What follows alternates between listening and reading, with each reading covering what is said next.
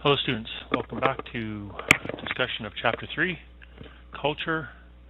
In this case, Culture in the Workplace. We're looking at the work of Peter Hofstede, Masculinity versus Femininity Dimension. So,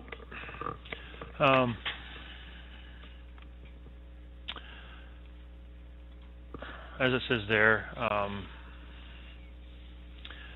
are there significant differences between men and women in terms of how it relates to clothing, job opportunities, religious regulations, language, human rights, work opportunities, careers, and so forth.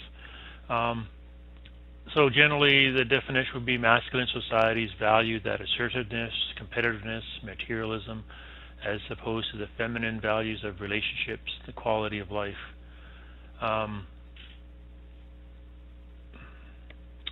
So for people selling consumer products internationally, it's important when you are adapting your promotional mix to take into account the degree to which the people in the target market are similar or different from the on the masculine femininity dimension you'd have in your home market.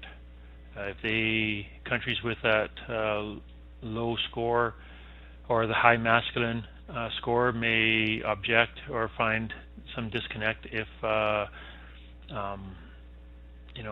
woman is advertising a product that is typically for business opportunities that are more run by men. The last one, and this is a new slide, so it's not in here for whatever reason they forgot the long-term versus short-term orientation. So I'll put this online, but basically what the long-term short-term orientation means is, or measures, is the extent to which culture programs its citizens to accept delayed gratification of their material, social, and emotional needs. Long-term is greater focus on the future. Short-term is a focus on the past and the present. United States, Canada generally score low. Sweden somewhere in the middle. Japan scores quite high on this. So that Japan would have a greater focus on the future, not just the future in the next few years, but perhaps even generational.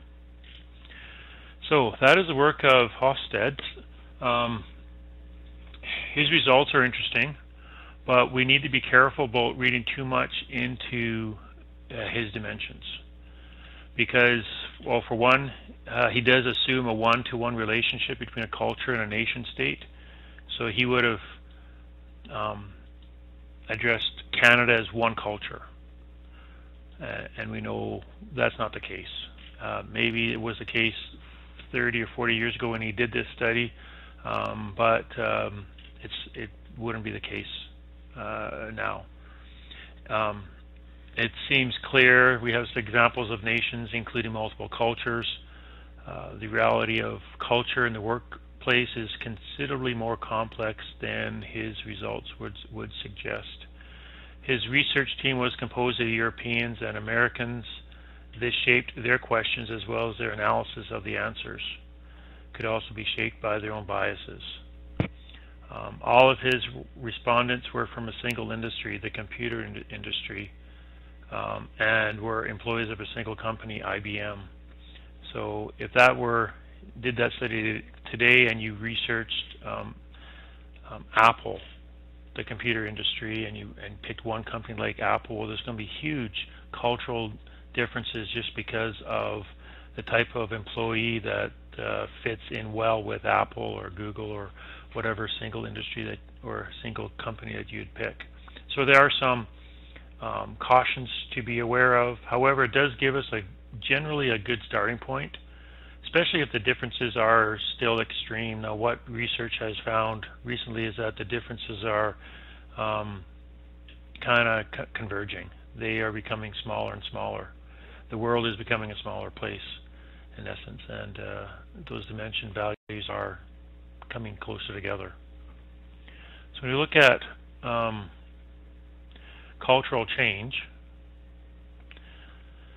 As I said, it's not constant. It does evolve over time.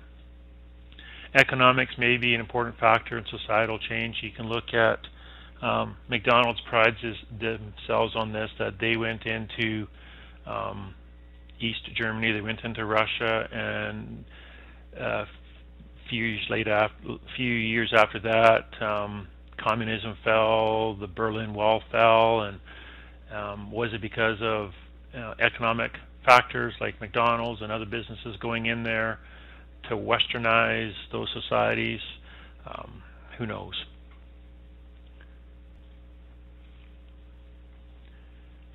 Let's take a look at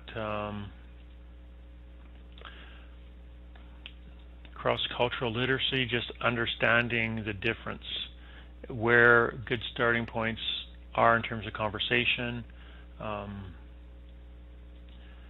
adapting, understanding that new culture has many different factors involved. So some information to read there.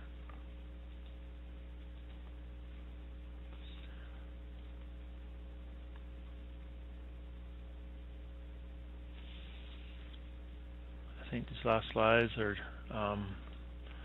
pretty well laid out in terms of what you should be reading and understanding.